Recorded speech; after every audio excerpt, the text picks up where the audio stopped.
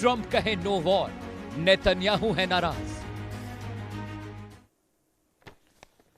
दर्शकों, आप देख रहे देश का सवाल। आज दुनिया एक ऐसे मोड़ पर खड़ी है जहां सिर्फ मिसाइलें नहीं चल रही बल्कि पूरी ग्लोबल इकोनॉमी कांप रही है। अमेरिका और ईरान की जंग ने दुनिया की सबसे बड़ी तेल सप्लाई लाइन को बारूद के ढेर पर बैठा दिया है। होर्मुज में तनाव है, तेल के दाम आसमान पर हैं, शेयर बाजार डगमगा रहे हैं, दुनिया के बड़े बड़े देश डर के साए में जी रहे हैं। एक तरफ ट्रंप की चेतावनी, दूसरी तरफ ईरान की खुली धमकी और बीच में फंसी पूरी दुनिया। क्या यह सिर्फ मिडिल ईस्ट की लड़ाई है या फिर तीसरे विश्व युद्ध की Dastak?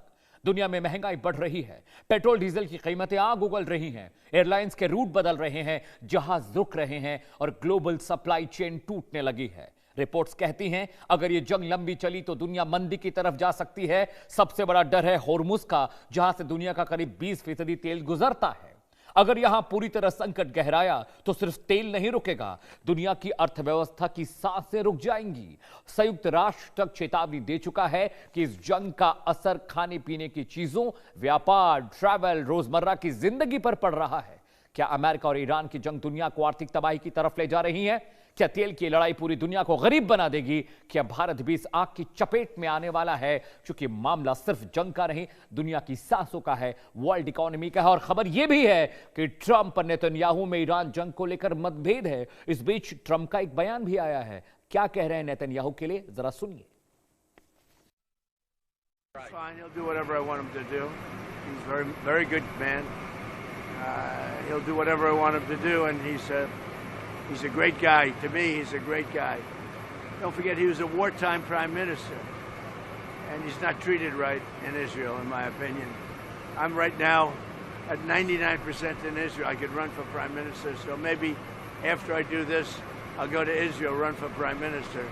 I had a poll this morning. I'm 99%, so that's good. But no, he's a wartime prime minister, and I just don't think they treat him. तो ट्रंप कह रहे हैं कि नेतन्याहू वही करेंगे जो मैं कह रहा हूं, लेकिन मतभेद की खबर पर पूरी डिटेल में आपको बताऊंगा। एक्सपर्ट्स क्या कहते हैं इस मौजूदा सिचुएशन को लेकर, जरा वो भी सुन लीजिए। कोई समस्या आदमी से बड़ी नहीं होती। यूं तो यूएई ने अपनी वेस्ट ईस्ट पाइपलाइन की क्षमता दोगुनी करनी शुरू कर दी है, जो फुजेरा बंदरगाह से एशियन कंट्रीज को तेल सप्लाई करेगी। ऐसे ही सऊदी अरेबिया की east west petro dollar line 1200 kilometre की लाल सागर से वो भी काम कर रही है। रशिया से तेल लेना शुरू कर दिया है अमेरिका के सैंक्शंस के बावजूद, सिमिलरली वेनेजुएला वगैरह से भी। कुल मिला के स्थिति यह है कि ईरान इसके बावजूद भी पूरी दुनिया का करीब 20% ऑयल रोक सकता है। कारण यह है कि स्ट्रेट ऑफ हॉर्मुज में जो छोटे छोटे आइलैंड हैं, उन आइलैंड के ऊपर ईरान ने अपने रनवेज बनाए हुए हैं, उनके नीचे टनल्स हैं, और जो टनल्स हैं उनके अंदर उसने अपने हथियार, मिनी सबमरीन और स्पीड बोट्स और टॉर्पेडो वगैरह रखे हुए हैं। यानी वहाँ से ट्रांजिट करने वाला कोई शिप बिना ईरान की मर्जी के नहीं गुजर सकता। तो उस हद तक ईरान दुनिया का 20% तेल सप्लाई रोक सकता है। ईरान केवल दुनिया का जो सप्लाई होने वाला तेल है उसके 1/5 को कंट्रोल करता है, जो हॉर्मुज स्ट्रेट से जाता है। और हॉर्मुज स्ट्रेट को वह कंट्रोल करने की स्थिति में इसलिए है क्योंकि वह ईरान के तटों के काफ़ी करीब से होकर वहाँ के जहाज़ निकलते हैं, तो इसको जरूर बाधित कर सकता है। पर वास्तविकता ये है कि अगर मान लो तमाम देश बहुत ही कड़ी प्रतिक्रिया जाहिर करते हैं, जैसे कि बहुत ही बड़े स्तर पर ईरान में बम्बार्डमेंट या तमाम चीज़ें, तब उसके बदले में ईरान ये करेगा कि वह हॉर्मुज स्ट्रेट ही नहीं, पूरे लाल सागर को भी परेशान करने की कोशिश करेगा। खासकर जो ईरान के प्रॉक्सीज हैं, जैसे हौती हुए, हिजबुल्लाह हुए, हमास हुए, तो इनके ज़रिए वो उस पूरे ही रीजन को और उस रीजन के सारे ही समुद्रों में अपने प्रॉक्सीज को फैलाएगा, और वहाँ से आने वाले जहाज़ों पे गोलीबारी भी हो सकती है। तो दर्शकों, एक्सपर्ट्स को तो नहीं लगता कि यह जंग रुकने वाली है और उनको लगता है कि मुश्किलें भी बाकी हैं। इस बीच देश का सवाल ले लेते हैं। सवाल नंबर 1, ईरान सच में दुनिया की तेल सप्लाई रोक सकता है क्या, या सिर्फ ये धमकी है डराने के लिए अमेरिका और इजराइल को? सवाल नंबर 2 आपकी स्क्रीन पर दर्शकों, होर्मुज संकट से भारत पर कितना असर पड़ेगा, इसका विश्लेषण अगले घंटे लगातार मैं पैनल के साथ भी करूंगा। सवाल नंबर 3 जिस पर चर्चा आप करेंगे पैनल के साथ, क्या ट्रंप मिडिल ईस्ट में नई जंग की तैयारी कर रहे हैं और ये शांति वांति सिर्फ कागजी बातें हैं? सवाल नंबर 4 आपकी स्क्रीन पर दर्शकों, चीन किसके साथ है? ईरान का दोस्त है या अमेरिका का कारोबारी साथी? इस पर भी क्लैरिटी के लिए बात करेंगे अपने पैनल से। सवाल नंबर 5 आपकी स्क्रीन पर, होर्मुज बंद हुआ तो पेट्रोल डीजल कितना महंगा होगा? अभी तो 100 रुपए के करीब है, भारत की हालत क्या होने जा रही है, इस पर चर्चा करेंगे दर्शकों। लेकिन इससे पहले कि हम शुरू करें अपने कार्यक्रम का विश्लेषण, एक तस्वीर आई है दर्शकों, वो तस्वीर मैं आपको दिखाऊंगा। जी हां, कैसे ईरान जंग की तैयारी कर रहा है। ये तस्वीर आपके स्क्रीन पर देखिए। रेस्क्यू ऑपरेशन चलाने के लिए बाकायदा यहां पर रेस्क्यू वैन्स और बाइक्स सरकार ने सड़कों पर उतार दी, ईरानी सरकार ने, और कहा जा रहा है कि हमला होगा तो लोगों को रेस्क्यू करने के लिए, बचाने के लिए ये तैयारियां हम कर रहे हैं। इसका मतलब यह है दर्शकों कि ईरान जानता है कि अमेरिका हमला करेगा, और ईरान इसलिए भी तैयार है क्योंकि वो चाहता है कि यह जंग हो, क्योंकि उसको यह लगता है कि वो अमेरिका को घुटनों पर ला सकता है। ड्रोन की तस्वीरें भी आपको हम दिखा रहे थे। ये ड्रोन्स भी है जो पूरे इलाके में जंग के दौरान लोगों को ढूंढकर, तलाश कर रेस्क्यू करेंगे ताकि कम से कम जान और माल का नुकसान हो। लेकिन दर्शकों, अब आते हैं अपने विश्लेषण पर अगले एक घंटे लगातार, जिस पर हम चर्चा करने जा रहे हैं।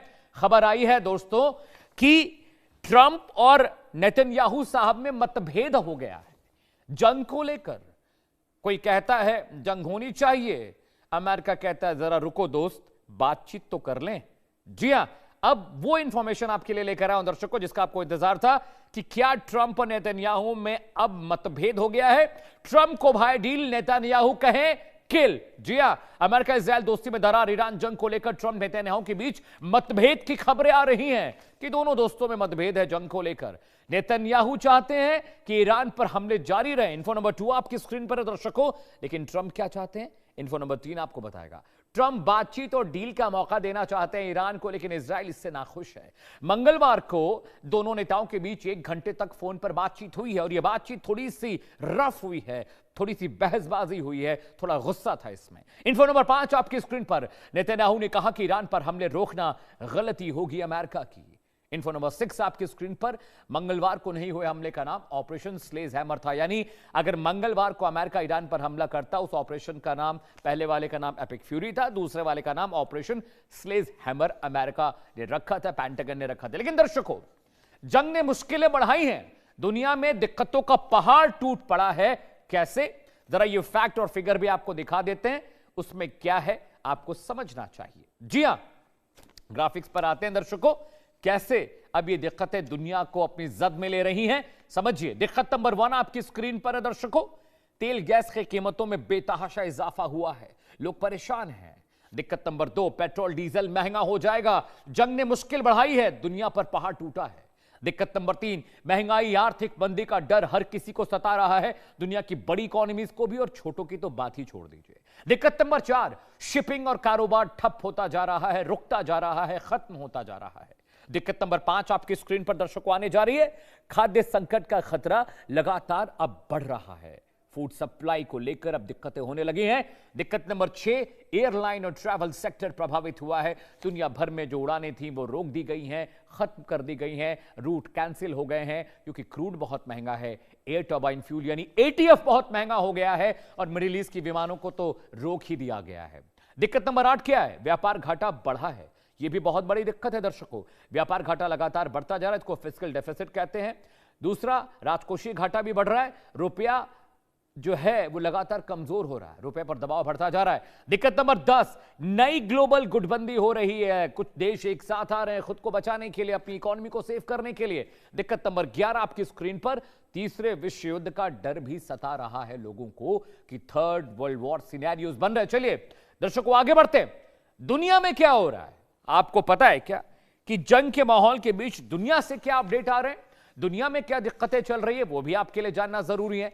आइए आपको ग्राफिक के जरिए वो भी बताता हूं, इस पर भी चर्चा करेंगे पैनल के साथ दर्शकों, लेकिन अपडेट पहले जान लेते हैं। अपडेट नंबर 1, अमेरिकी संसद में ईरान जंग रोकने वाला प्रस्ताव पास हो गया है, जिससे लेकर ईरान तो खुश है, लेकिन ट्रंप साहब बहुत नाराज हैं। अपडेट नंबर 2, ट्रंप ने कहा ईरान की नेवी और एयरफोर्स अब खत्म हो गई है। यह अमेरिका का दावा है, ईरान ऐसा नहीं कहता है। अपडेट नंबर 3 आपकी स्क्रीन पर आने जा रहा है दर्शकों। ईरान की मंजूरी से 26 जहाज हॉर्मुज स्ट्रेट से गुजरे हैं, इनमें भारतीय जहाज भी शामिल हैं। अपडेट नंबर 4 आपकी स्क्रीन पर दर्शकों, ये इंटरनेशनल अपडेट बता रहा हूं, जंग के बीच क्या कुछ हो रहा है दुनिया में। Update number 4, UAE Hormuz bypass करने के लिए नई पाइपलाइन बना रहा है, क्योंकि वो अमेरिका को बार बार कह रहा है कि हमें बचा लीजिए, लेकिन भारत को तेल चाहिए, तो भारत जैसे मुल्कों के तेल सप्लाई के लिए यह इंतजाम हो रहा है। अपडेट नंबर 5, यूएन ने चेतावनी दी है कि हॉर्मुज संकट से फूड क्राइसिस का खतरा बढ़ जाएगा, खाद्यान्न की दिक्कत हो जाएगी, लोग भूखे मरने लगेंगे दुनिया के कई हिस्सों में और खित्तों में। जंग से दुनिया परेशान है दर्शकों। कैसे परेशान है, क्या दिक्कत आ रही है, क्यों, महामंदी का खतरा कैसे मंडरा रहा है, वो भी आपको बता देते हैं। ये वर्ल्ड मैप आपकी स्क्रीन पर है। जंग से दुनिया परेशान है, लेकिन देखिए सबसे अधिक असर कहां पड़ रहा है। नॉर्थ अमेरिका, ये कनाडा वाला इलाका है, ये साउथ अमेरिका है जहां पर अमेरिका, और ये लैटिन अमेरिका वाला हिस्सा है, ये पूरा अफ्रीका और मिडिल ईस्ट है, ये ईरान यहां पर है दोस्तों, ये यूरोप पूरा, ये पूरा एशिया जिसमें भारत, चाइना, ऊपर वाला हिस्सा रशिया का है, ऑस्ट्रेलिया, तो जितने कॉन्टिनेंट्स हैं ये सारे परेशान हैं, क्योंकि यहां पर महामंदी ने दस्तक दे दी है। पूरी दुनिया जंग की जद में है, युद्ध हो रहा है यहां पर। लेकिन देखिए इस युद्ध का असर पूरे वर्ल्ड मैप पे मैं आपको दिखा रहा हूं। ये पूरी दुनिया इस वक्त महंगाई, मंदी, फिस्कल डेफिसिट, राजकोषीय घाटा और food supply chain, petrol diesel की कीमतें, LPG crisis, gas crisis, energy crisis, हर क्राइसिस से दो चार हो रहे हैं। जंग हो रही है यहां पर इस छोटे से इलाके में, लेकिन असर पूरे ग्लोब पर देखने को मिला। दर्शकों आगे बढ़ते हैं।